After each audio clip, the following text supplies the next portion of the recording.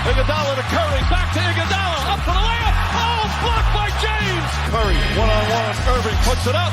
It's good. Kyrie Irving from downtown. The three, steps back, crossover, puts up a three. Rebound James. Second. It's over. It's over. Cleveland is a city of champions once again. The Cavaliers are NBA champions. Cleveland! This is for you! What's up, Cavs fans? Welcome into another edition of The Block, The Shot, The Stop. Here, the trifecta, Tim Daniels, Skylar Webker. I am Kevin Lynch, here to talk, kind of the dead time in the NBA, some offseason news. We want to get into LeBron James and kind of the little bit of rumblings about him possibly coming back to Cleveland for a third time. We're also going to talk about Dean Wade, the player he is, and the fact that he's been popping up in trade rumors recently. And it's going to be a fun show. And if nothing else, you're going to get in a lot less trouble than at a Coldplay concert. Tim, how you doing tonight? Okay, so I'm going to let a little peek behind the curtain here. And Kevin told us, I want to do the lead tonight because I have something I'm going to surprise you guys with. And for some reason or another, that was not even close to my thought process, which it probably should have been with how the world's been of late. But wasn't that just great? With everything bad going on in the world, that just felt like it made everyone come together for a couple minutes. It's the last chance of this country uniting. Correct. Is against the adulterers from Astronomitor or whatever the hell it is. So yeah, I love that when he signed his the letter or whatever, he said that he used Coldplay lyrics from Fix You. It's like, all right, buddy. All right. Well, that was fun. We'll get back on track. Tim, I will let you start. Let's start. I mean, if you're going to talk about LeBron James, you should talk about him at the top of the show. So sure. Let's go there. We're a little bit behind. A lot of this stuff was happening about a week ago. Kind of the rumblings that often happen with LeBron. What were your thoughts a week ago when a lot of this was happening, and have your thoughts changed at all while it's gone a little quiet? So it's certainly kind of, if you've followed LeBron James like we all have for very long periods of time now, he's been in all of our lives Skylar's 32 and he's played in the league for 23 years. So to put it in context, he's been in our lives a very long time. Skylar was wearing diapers when LeBron got drafted. Whoa. Kevin saw LeBron in high school. I used to order St. Vincent St. Mary games on pay-per-view. That's how long we're talking about LeBron James. And so, my point being that if you've been around, if you've heard the name, him long and you've paid attention long enough, that this is what he does, right? Yeah. When he's like, "Hey, I've had enough," he starts doing things like this. And all the little details he was dropping. So obviously the welcome home hat, is something where it's like, okay, could it be a hat? And then the Alec Clifton's kayaking post when he's proper attire. You're like, okay, there's something there. And then I know a lot of people were like the picture, which I do understand what he's saying. I don't deny when he said I work out here every summer. What's the big deal? That's one thing. And I know a lot of guys do that, and you're allowed to do that for the NBPA deal. But it's the fact that the Cavs rug was in the background. He likes these little subtle hint things. So that's when it's like, okay, there's something going on here. Now, I will say this. I think I've joked about it a couple of times on episodes where it's highly hard to do. It's very hard to do to make it happen. And so that's why I don't think it's going to happen. Obviously not this offseason, because one, it's the people you have to put together for the deal to make happen is going to be really hard for the Cavs. It's not the smartest business decision to invest that much into them. And also, the Lakers aren't going to buy him out. That'd be the only way he could sign with the Cavs before opening night. So where I'm at is I fully believe LeBron James wants to play for the Cleveland Cavaliers again. I fully believe everything he's doing on social media is him pushing the envelope of saying, this is what I want to do. One last run. Let's go win a title. I can go out a champion. Love the idea. I do think it's going to happen, but I don't think we're talking about it come opening night. If this is going to happen, where LeBron James comes back to the Cavaliers, it's either the Lakers are atrocious at the trade deadline, because you can't blame the Lakers either for wanting to move on. He's 40, going to be 41 this year. They've got Luka Doncic. They want to start that era. And for him, he's not excited about playing with Marcus Smart and DeAndre Ayton. There's nothing about that for him where he's awesome. But so you can't blame the Lakers in that route. But also, I think here the most important thing is that, if the Lakers are bad and they decide like, we'll eat some contract, we'll make a deal happen, it gets cheaper for the Cavs and it gets easier for the Lakers to do. So it's either going to be a buyout, that situation at the trade deadline, it's a trade at the trade deadline, or he's an unrestricted free agent going into the 26-27 season, maybe signs a one-and-one deal like he used to with the Cavs all the time. So I do firmly believe he wants to be a Cavalier again. And this is just because this is what he does. This is how he does things. And this is how he tells you what he wants. It's just that getting through it to where it happens right now is just as nearly impossible as it gets. Yeah. Skylar, what about you? So I'll start with the photo of him at the practice facility. Yeah, he probably does go and train there in the off seasons. Sure. Why is this the first year that it's posted somewhere? I just want to make sure people know we did not. We were not able to supply tinfoil hats for this episode. We tried, and their supplier was just out of them at this time. All the other Cavs podcasts got to it before we did. So why are there? But there aren't photos of it last year, or the year before, or the past 6 years that he's been a Laker. So that's something, right? Yeah, that's something. And then going further beyond that, he went out of his way to congratulate the Cavs front office and Kobe Altman on getting that extension done. Why is he congratulating a team that he doesn't play for extending a GM that he's never played for, or I guess he played for 1 year? Yeah. So and did not because he traded Kyrie Irving. Exactly. So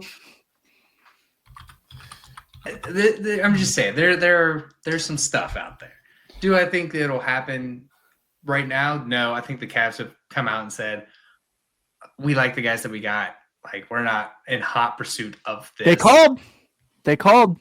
Sure. Yeah. I mean, making a call, that's something. But if it's all right, it's going to cost you everybody on your roster. I'm sure Kobe Altman hung up quickly because, like you said, it doesn't make good business sense to bring him in at the $50 million a year mark, and the people you'd have to trade away to do that. But I think you're right in the sense that I think there is reunion on the horizon.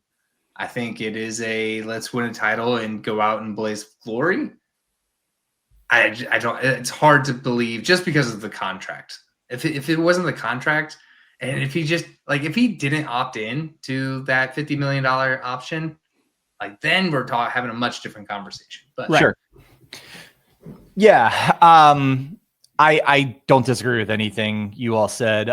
Cleaning one thing up, LeBron specifically congratulated Brandon Weems, who is the Cavs general manager, obviously under Kobe Altman, and kind of tapering that down a little bit. Brandon Weems and him were teammates in high school at St. Vincent St. Mary, so you could say he was congratulating a friend of his from high school. So. You're talking like a true LeBron PR right now. No. I'll take the other side here. Every one of these incidents that happened is no big deal, except that all of them happen within a few days of each other, right? So if one particular team, if any one of them happen, it's no big deal. It's no big deal. But I do think, in the grand scheme of things, I think this is a nothing story because it makes absolutely zero sense for the Cavs to trade for LeBron, even if they could. That would be complete nostalgia, and they would be gutting their team for one guy and then they'd have to fill out the rest of the roster. It makes no sense to trade. So the hope is that, the Lakers will do to LeBron what Phoenix did for Bradley Beal, what Milwaukee Bucks did to Damian Lillard, buy him out, stretch the contract. I am 100% confident the Lakers will not do that because for all of the Lakers' accomplishments and the glory of the Los Angeles Lakers, they're sneakily one of the cheaper teams in the NBA. They almost never go into the luxury tax. They now have Luka Doncic at 26 years old, I believe. They don't want to have dead money on the cap for the next 5 years because of this. They would rather play it out with LeBron this season, see what happens. If somebody wants to make a good offer for him, I'm sure they'd consider a trade. But at the end of the day, I do believe you're right, Tim, or you're both right, that LeBron would love to get out of Los Angeles, go to Cleveland in particular, and Dallas as a backup if Cleveland didn't work out.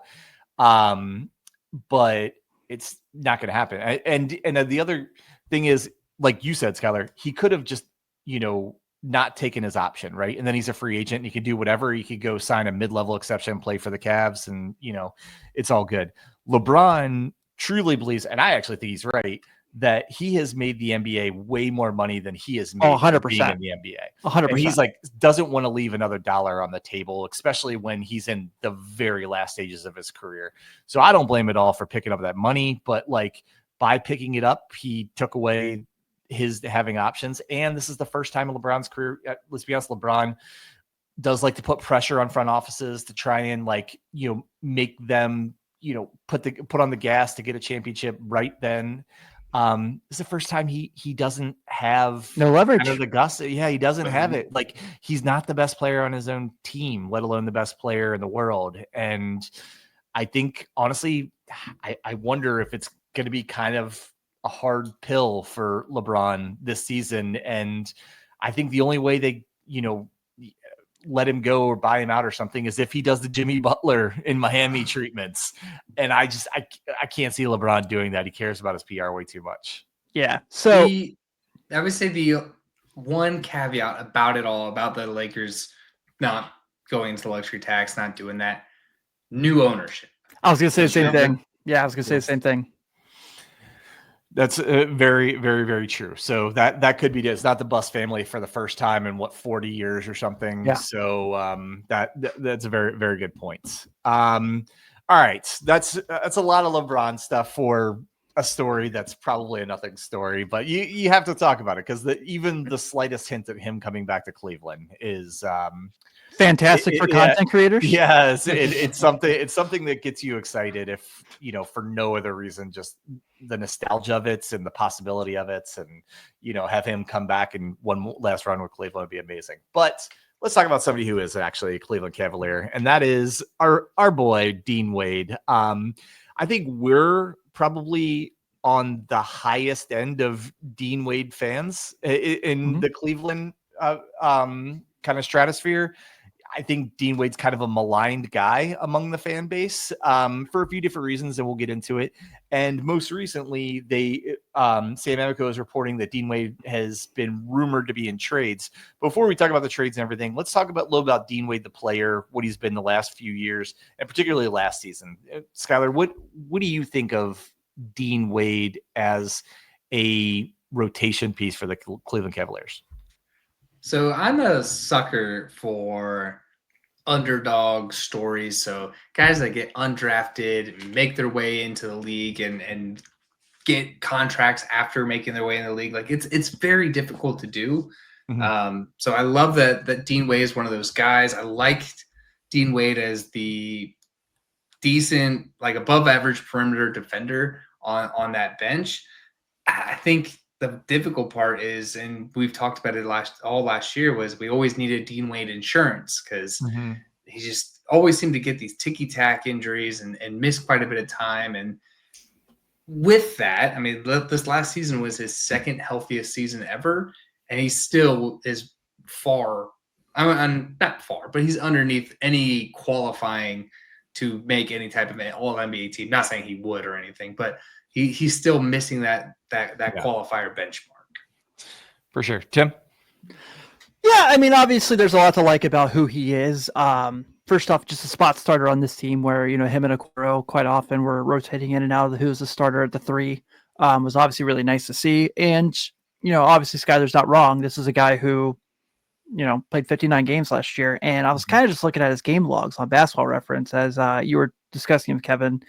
And I did not realize just the stretch in which he would miss games is always like, so end of January through the All-Star break, they don't get him back till that Knicks game when they beat him by like 37.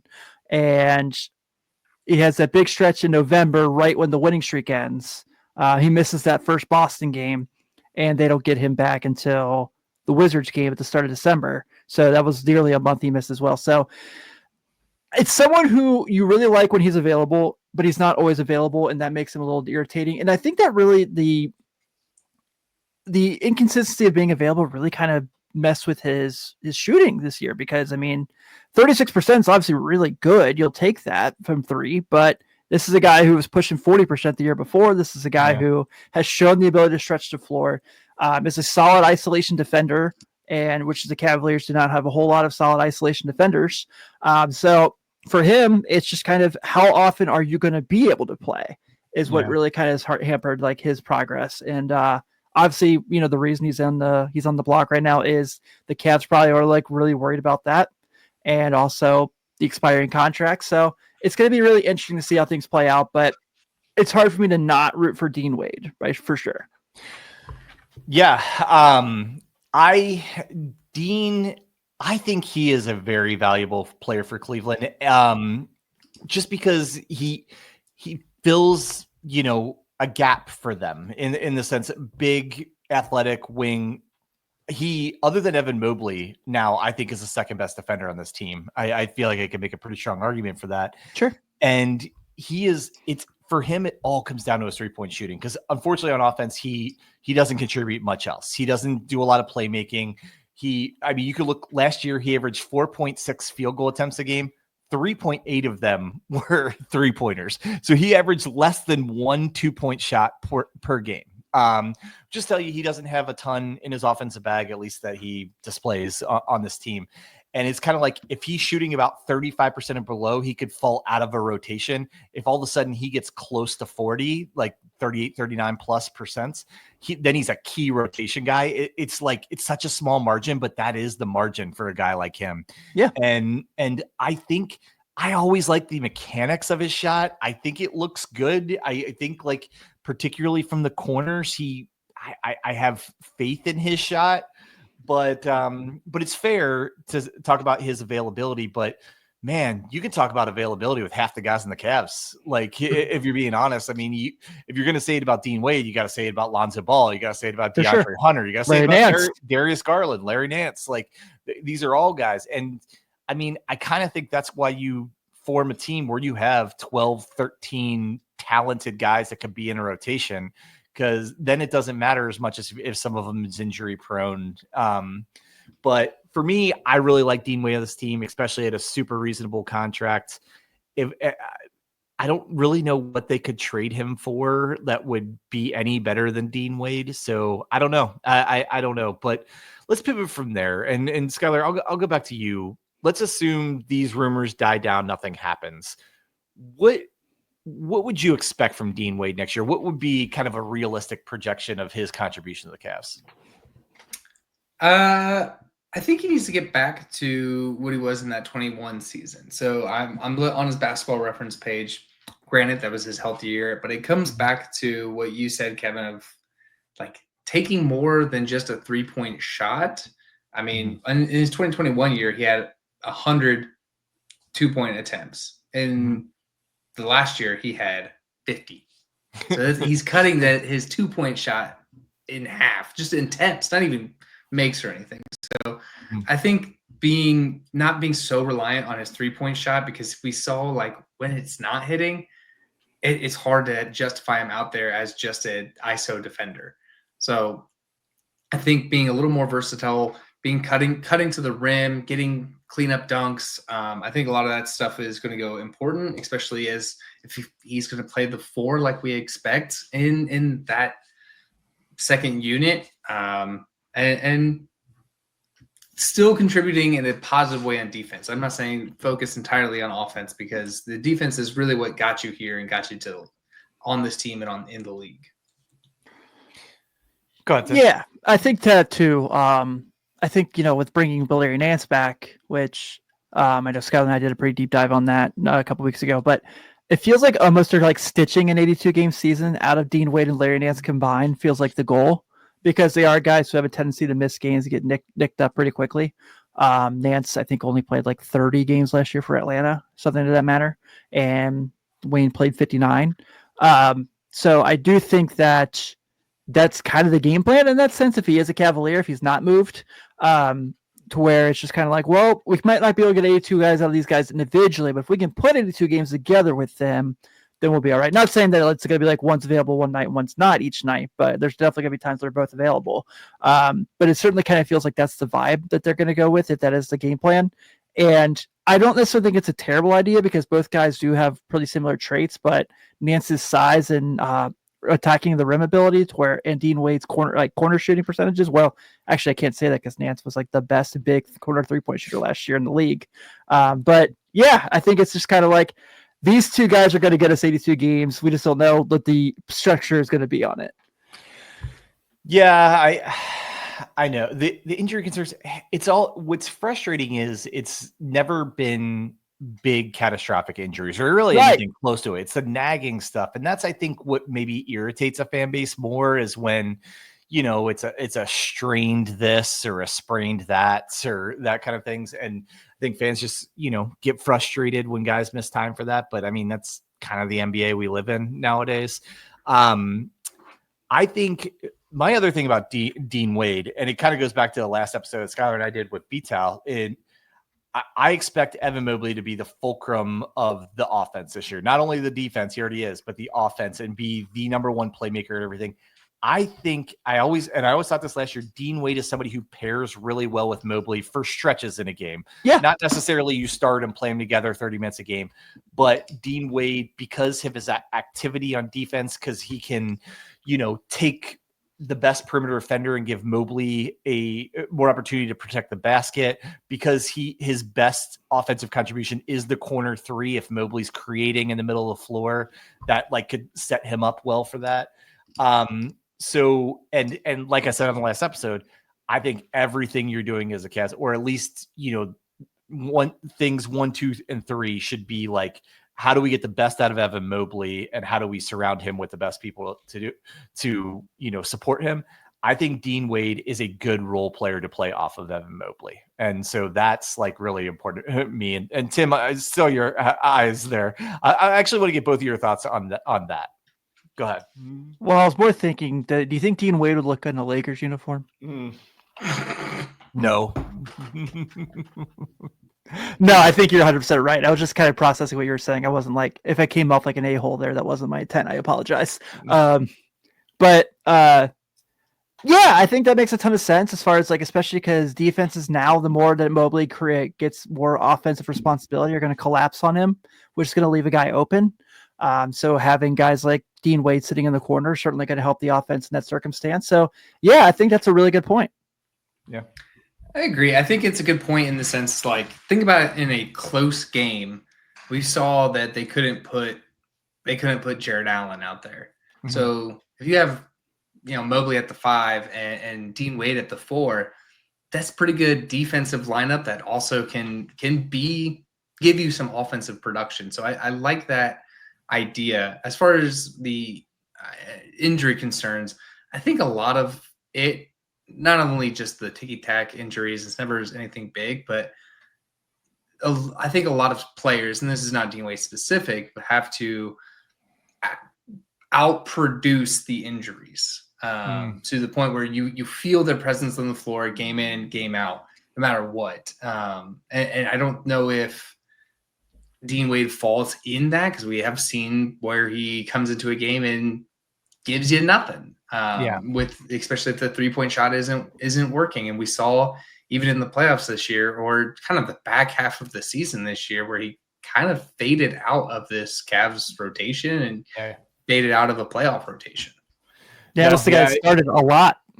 Yeah, no, you're right. It was almost as if the time he missed this year, Kenny just gained more trust in other guys, and when he came back and was available, you didn't see him quite as much. But again, I feel like I'm campaigning for the guy, but honestly, I think he just gives the Cavs more flexibility, because I think he is the most qualified guy to play, small ball 5 or play a 4 in a smaller lineup alongside Mobley when they don't want to go 2 bigs.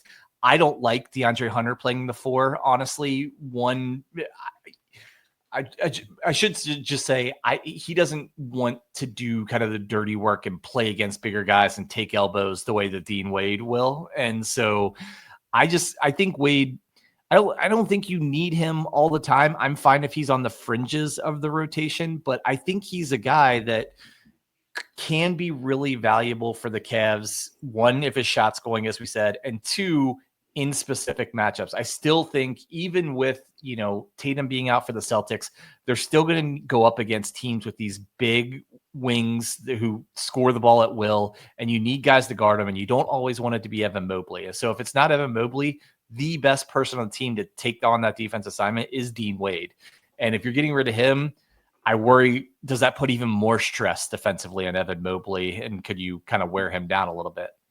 Yeah, I was just looking. So if you guys could take a wild guess, do you know what Dean Wade's season high was in points in a game last season? I couldn't tell you. I want to say like 18. 19, the second game of the year. Yeah, I was going to say it was early in the season. It was early in the season because he started out of the gate when Max Strus was hurt. Yeah. And then when the calendar year flipped to 2025, the most he had in the game was 12 points. Yeah, I believe it. Yeah, but he's a guy who can contribute a lot without it looking great. In the yeah, for sure. So yeah. He's a great hockey assist guy. He's a great, pickup. He's a great abrupt words are hard. A screen when he's on defense and he's stuck in a 2-on-1. There's a lot to like about what Dean Wade brings to the table, and I'm with you. Like, if the Cavs keep him, I'm very happy that he's still on the team.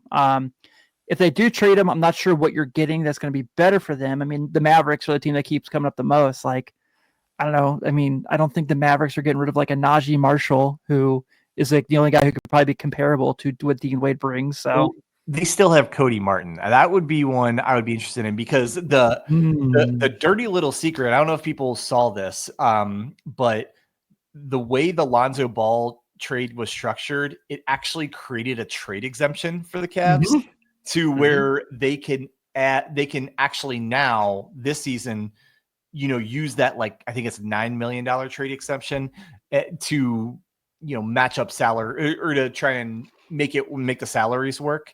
So that could be, if you're trading him to get a different kind of 3-and-D wing, I'm fine with that. If you think it's somebody who fits better what you do and everything, but yeah, man, I like Dean, and Skylar made a great point. He faded his maybe the least contributions I've seen Dean Wade make in years when he was healthy was the second half of this season. He really fell out of the rotation, especially after they traded for DeAndre Hunter, after Max Strus came back and got back into the flow of things. So, I'm kind of a little, I like, okay, so my vote, and I'll let you two go. Like, I like Dean Wade. I like to see him stay, but if for some reason they did feel like he was a good person to trade, I couldn't necessarily blame him. So, who actually, you mentioned the $9 million trade exception. You know who makes $9 million for the Dallas Mavericks even? Cody Martin. Najee Marshall. Oh, Najee Marshall. Okay. No, Cody Martin makes like 9.5, so it's not too far.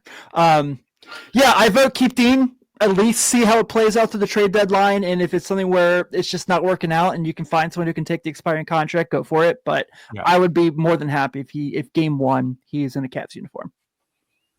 I would echo that. It has to be somebody. You have to be getting somebody to help this team. You can't just trade them off and collect some picks. It's gotta be somebody to impact this team, even matching or better than what he provides, and he provides a lot as we've outlined. He provides more than just the scoring or anything like that. And my brain is just in a crunch time game, final couple of minutes, you run a lineup out there of Evan Mobley at the 5, Dean Wade at the 4, DeAndre Hunter at the 3. Like, that's a tall lineup and athletic. Defensive. Yeah. We're playing Red Rover at that point, guys. Yeah. So I like that idea. So I think you got to be in that area. You're not going to trade for a guard. It's got to be another forward. Yeah, agreed. And great point, Tim, on just keep him till the trade deadline, since he's the only truly expiring contract on the Cavs that could be valuable if they did want to do something at the trade deadline. I just wanted to point that out because I thought that was really well said. Well, this has probably been the most any show has talked about Dean Wade, but he's a real kind of toss up for the Cavs this year, because you could definitely see him being a regular rotation player. You could see him falling out of the rotation, and now apparently we could see him getting traded. So I guess more to come on that. But any final thoughts before we get out of here, guys? Don't sign Victor Oladipo. I would agree with that. You got enough injury prone guys on this team already. Right. Get somebody who at the least should be upright all season. So all right. Well, with that, we want to thank everybody for listening. Thanks again for to everyone who has subscribed, whether it's on YouTube or on Apple, Spotify, anything. We really appreciate it. We really appreciate all the reviews. I see we've gotten a few more of those lately. So thank you to everybody. If you haven't done that yet, we'd love you to. And for that, we will sign off for the Block the Shot to Stop. Thank you for listening. And as always, go Cavs.